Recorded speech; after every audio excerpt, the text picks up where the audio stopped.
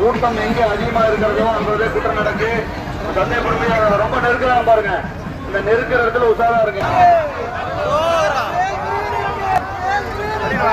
கூட்டம் நெரிசல்ல மூச்சு திறல் வரும். அதுக்காக ரொம்ப ரெக்வஸ்ட் பண்ணி சொல்றோம். ஒரு 2 பேர்